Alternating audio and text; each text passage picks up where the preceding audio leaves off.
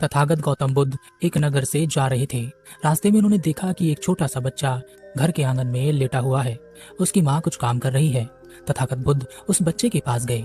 उस बच्चे की माँ ने बुद्ध को प्रणाम किया और कहा, हे बुद्ध, मैं आपके लिए कुछ लाती हूँ, कृपया स्वीकार करें। तथागत बुद्ध ने कहा, मेरा पात्र भरा हुआ है, इसमें अभी और नहीं आ सकता। मैं केवल उतना ही लेता हूँ जितना मेरे पात्र में आ सकता है। मैं कल फिर तुम्हारे पास आऊंगा।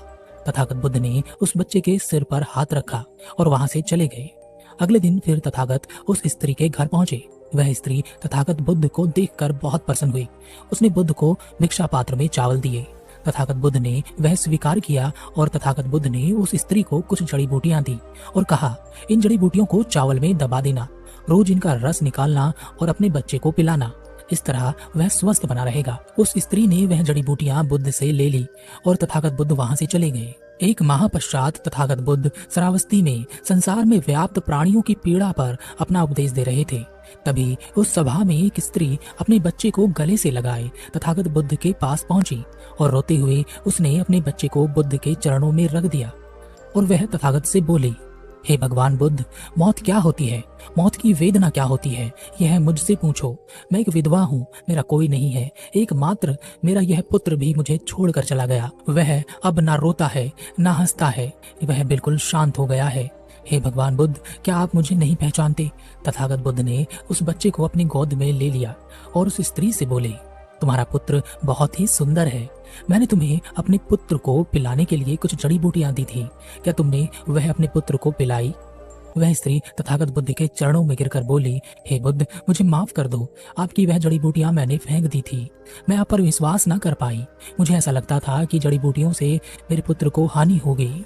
गाँव के कुछ लोग भी आपको ढोंगी और पाखंडी बताते हैं। मैं उनकी बातों में आ गई।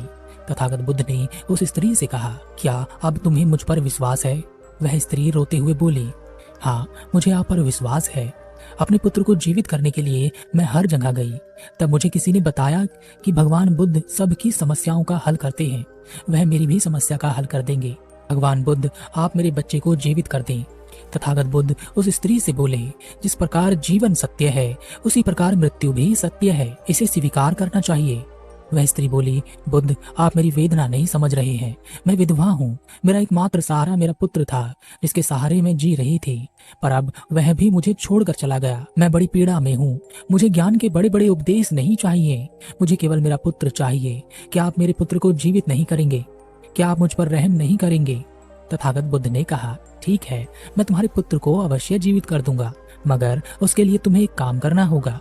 तुम्हें किसी भी एक घर से एक मुट्ठी पीली सरसों के दाने लाने होंगे।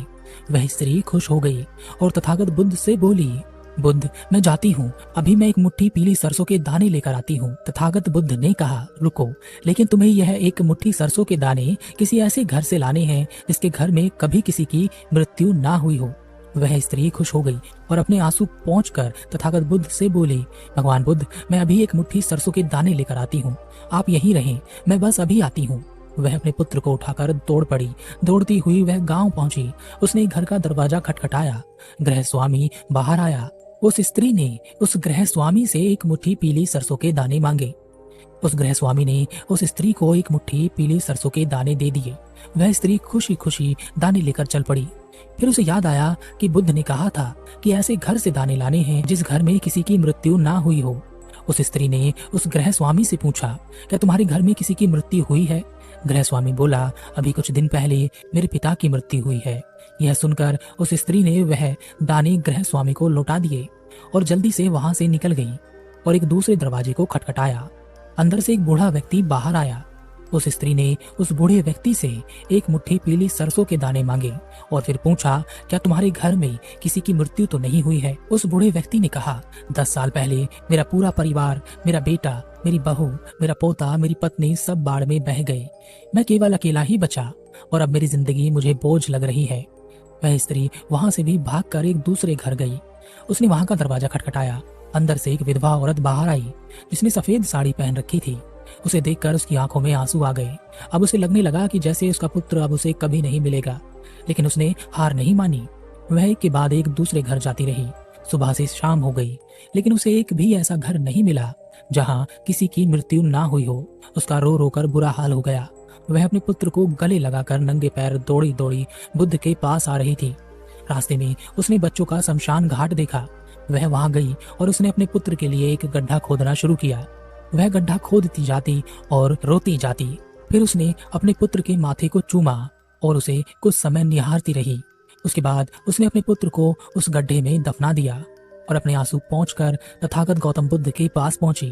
तथागत बुद्ध वहीं उस सभा में उसका इंतजार कर रहे थे। वह स्त्री बुद्ध के चरणों में गिरकर रोने लगी। उसके आंसू रुक नहीं रहे थे। वह रोती जाती थी और कुछ ना बोल पाई। तथागत बुद्ध ने कहा, जिसे जीवन मिला है उसे मृत्यु भी अवश्य मिलेगी। यही प्रकृति का नियम है। चाहे राजा हो या रंक हो, ज्ञानी हो या अज्ञानी हो, बच्चा हो या युवा हो, फिर वृद्ध ही क्यों ना हो, मृत्यु सभी को आनी है। वह स्त्री तथागत बुद्ध से बोली, बुद्ध, आप सत्य कहते हैं। पहले मुझे ऐसा लग रहा था कि मृत्यु की पीड़ा केवल अकेले मुझे है, लेकिन मैंने देखा कि लोग तो मुझसे भी कहीं ज्यादा दुखी हैं। तथागत बुद्ध ने कहा, तुम्हारा पुत्र कहीं नहीं गया, वह तुम्हारे अंतर में ही है।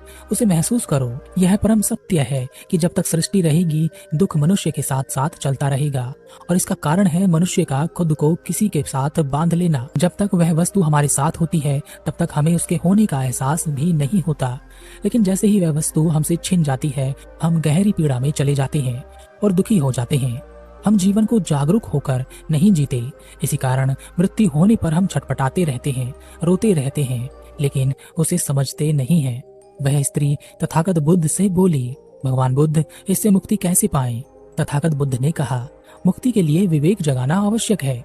शांत हुए बिना विवेक नहीं जाग सकता। जब तुम शांत हुई तब तुम्हारा विवेक जागा और तुमने जाना कि मृत्यु परम सत्य है। जो आए, चाहे सुख की परछाई या आनंद की सूचना, दोनों के बीच अपने आप को स्थिर करो, और जब तुम इस मार्ग पर चलोगे तो दुख के बंधन टूट जाएंगे और परम सत्य की प्राप्ति होगी। जब तुम्हारे अंतर में यह चेतना जागेगी तब तुम यह जान पाओगी और देख पाओगी कि जन्म और मृत्यु दो नहीं है, वह एक ही है। वह स्त्री तथागत बुद्ध से बोली, भगवान बुद्ध, आपने मुझे एक नया रास्ता दिखाया है। अभी तक मैं सोच रही थी कि मेरे पुत्र के जाने के बाद मेरा जीवन व्यर्थ है, लेकिन इस जीवन की कीमत अब मैं समझ पाई हूँ।